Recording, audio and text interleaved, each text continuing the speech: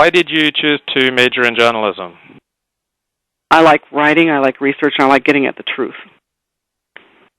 Whatever that is, and however, I like considering not only my own beliefs, but I like to look at and analyze the beliefs of others and examine them. And when did you feel the call to public service in your life? Well, I think it's been a thread throughout my life where I've always been involved in community activities, no matter where I am, because I find it very satisfying on a personal level. Even if it's something as simple as, I volunteered for a while for a group that helps women who have suffered from domestic violence, and I actually help people write their resumes. Just because I enjoyed it. Yeah, when did you do this? A while ago. Do you need a year? No. I don't know. I'm going to have to look it up. That's fine. I don't know. It's been a while. Yeah. When you were majoring in journalism, mm-hmm. were you planning on a career in journalism, and then you decided to switch to study public administration as a master's? So I was wondering, as an undergraduate, were you... No, I think it's more a matter of, again, that sort of liking to the how do I say this? To me, it was a natural flow of things. To be able to write, to analyze, to gather information, to put it together in a meaningful way, and to learn more about people is a skill that you can. A skill set that you can use no matter what you choose as a profession. So again, I wasn't so focused on what my profession would be. I was more focused on what skill sets I developed. Do you know what I mean? Yeah. Okay. Sounds like you were an adult at a very early age. I think that I was on a search for fulfillment in what I did. Yeah. When you look back on your life, what are the most momentous decisions that you've made? That's an interesting question. I think go to college, to get married, have a child, and to run for office. Yeah, those are some pretty big ones. Yeah, those are the big ones. Tell me about your religious journey. Well, what does that mean?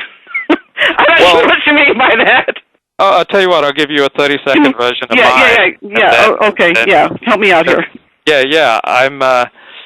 My father's a preacher. So I'm raised the son of a Seventh-day Adventist Christian evangelist, and I spent my childhood going to, evangelical meetings and, listening and watching to my father, the preacher man. And then in my teens, I eventually became an atheist and explored communism, explored all sorts of different ways of looking at life. And then I ended up converting to Orthodox Judaism. Okay. So, my religious journey is, a very significant part of my life. And I read your speech at Sinai Temple, and I understand that your religion informs much of your public service. So, a 2001 article in the Jewish Journal described a little bit about your decision to embrace Judaism. Yeah. So I'm kind of curious, as a convert to Judaism myself, what motivated your desire to explore Judaism, and I'd just like to hear about that journey.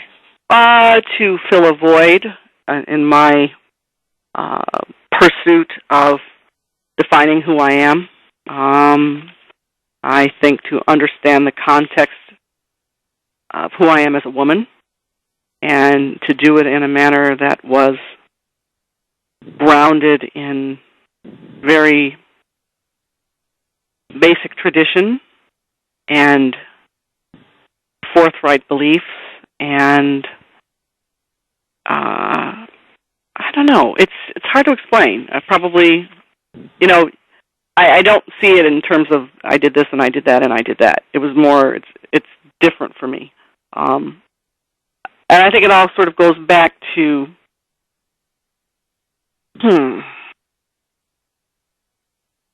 defining one's belief system and then looking for a framework in which to live it. So, in a way, I've heard, you didn't say this explicitly, but I'm going to put words in your mouth, perhaps, see if they're accurate, because I've heard this from so many people who have also converted to Judaism as I have, that when they started hearing some of Judaism's teachings, they said, aha, that's the way I've always believed. And it's like Judaism, in many ways, reaffirmed their beliefs. Like there's like, aha, yes, this is it. Yeah. I would say that, that's a good way to put it. You're right. How do I say that? Yes, you find the place where you belong. Yeah, like we have these inchoate feelings and beliefs, and then in Judaism, I and others, for instance, found like that makes them concrete and clear. Yeah. Yeah, well, like I said, a framework within which to live your beliefs that makes sense to you on a personal basis. Yeah. On a personal level, very personal. Yeah. Yeah, that's a good way to put it. So, how has your faith, your religion, helped to give you a clearer political insight? Well, it gives me focus, and I would say empathy, and a calmness, even in the face of great tumultuousness, whether it be economic or crime or whatever it is. I look at where I am in the context of my belief system, and I use that to help me work through, complex decision making without fear. Could you give an example?